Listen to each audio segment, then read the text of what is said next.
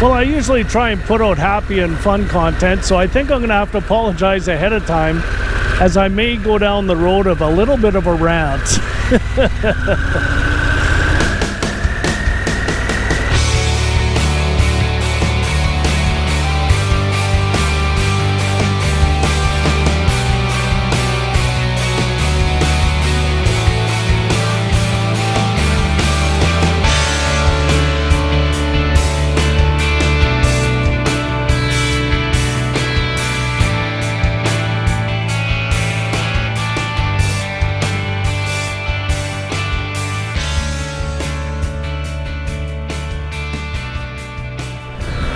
I finally got all the accessories on the bike. So today I'm taking it out for a test ride just to see what it's like with the bags on it, plus a few other little modifications that I did. What I'm going to tell you about on this video is the things that I'm really kind of disappointed about the Pan America. Now don't get me wrong, there's a lot of things I really like about it, but I'm not going to sit here and talk about all the things I like about it on this video. What I do want to communicate is a few things that really surprised me on this test ride today. I want to go by the Peace Arch Memorial right on the border. This park has been closed for about 1.5 years on the Canadian side. And a couple weeks ago, all of the restrictions were lifted in BC, with the exception of the vaccine passport and the masks. But this is a park that I wanted to get to for quite a while, so I'm going to take a ride on this test ride and go by it and see if they open it up. And I'm going to talk to you about my top 3 disappointments about this bike. I know it's not a great topic. It would be a lot more fun to talk about the things I really like. But there is something I wanted to communicate about the 3 things that really kind of disappoint me about this bike. Number 3, I'm really not happy with these soft bags setup that Harley Davidson had. I ordered them because I like soft bags and I trusted that they would have put out a quality product on a brand new bike. And I got the bags in, and the quality of the material they used and the buckles, they're really good.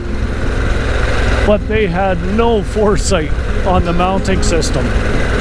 I am so disappointed with the Harley design for the mounting system of the bags on this bike.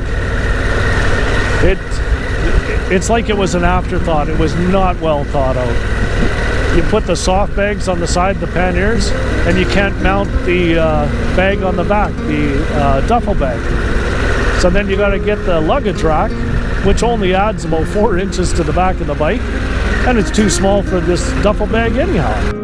So the trunk mounting frame only adds that much to where it came from the factory. And then the frame, the way you install it, it's got these sliders on it, but I don't understand why you would have a slider on it that could only go about 1/2 inch. And you can't tighten it down any further, so it's always like that. Don't understand that. So very poorly designed. It's a cheap afterthought, and they would have been better off not to come out the bags than put out a cheap product like that. Number 2 is the amount of electronics on this bike. Again, I got another problem today, which I'll show you a picture of here. And I gotta go home and I gotta wait till I get an appointment to get it looked at. There's so much electronics on an off-road adventure bike. The bike is meant to go in remote places. You gotta learn to trust it. And right now, I've had so many problems with electrical sensors on this bike, I don't trust it. So I'm really disappointed about that. And here I am on the test ride, and I got warning symbols all over again on this. But my number 1 disappointment about this bike is the air filter. Now the air filter on these bikes, you're meant to go in dust and mud and rain and all kind of weather conditions. That's what the design of this bike is for. So one way you have to protect your motor is you have to keep the air system clean on it. Now, I ordered a high flow air cleaner on it because I do that on all vehicles that I got.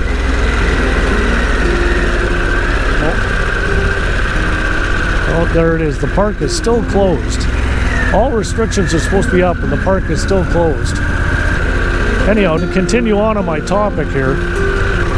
So in my opinion, I'm going to show you a few pictures about where the air filter is on this. They put the air box in the middle of the gas tank underneath it. So you have to remove the gas tank to get at your air filter. So if you've been riding it for dust for a couple of days, it's a good idea to keep your motor clean. So the tank, and I've taken off tanks many times on many bikes. This one, they got an electronic sensor in the middle of the tank underneath. And the only way you can get at it is with one hand while you're propping the tank up. You can't pull the tank all the way up to get at it. So they got 3 connections on the front, 1 electrical, and the fuel line in the middle of the tank. And it takes about an hour to take the tank off. The 2 screws on the front are Torx 45 screws, recessed about 2 inches up a slot. And it's one thing to get those screws out, but to put them back in, it's like a little game to try and balance it on a Torx bit to try and get it started. How many people are going to strip those screws trying to put them back? But that's not all. My biggest disappointment is the design of the airbox, because the inlet comes from behind the front wheel and it comes up into the airbox, and it's a straight shot. So when I took it and I finally got to the filter, the bottom of the airbox was full of water.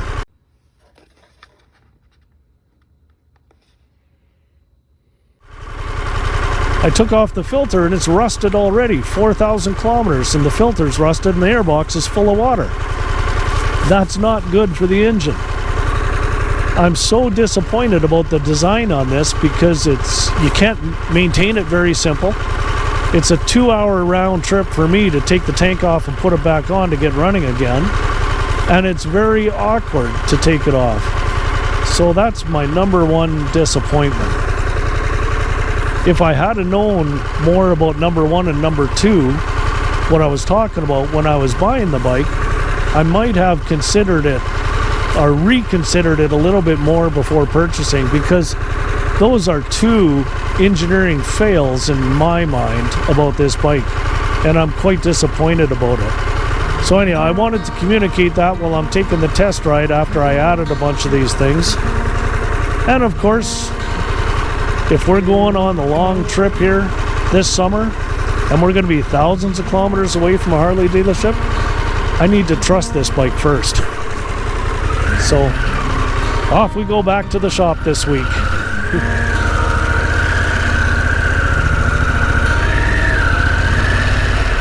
Well, here we are at Peace Arch Park now, and this park's been closed for a long time.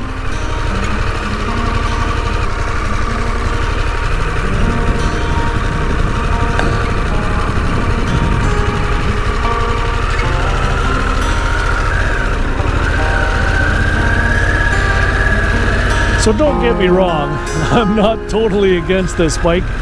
There's many things I like about it. There's many things I actually love about it. And it is a ton of fun to ride. And of course, we always want everything to be perfect.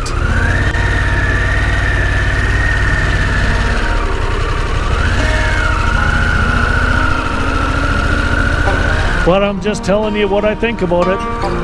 It's basically a 6-month review, what I've run into in the first 6 months of having this bike.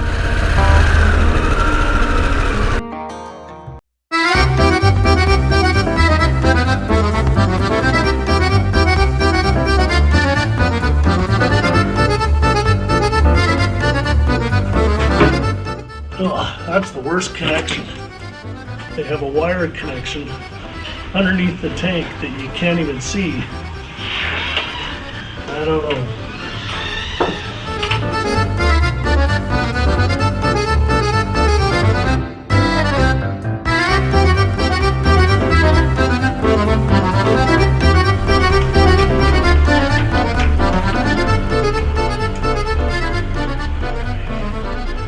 GoPro, stop recording.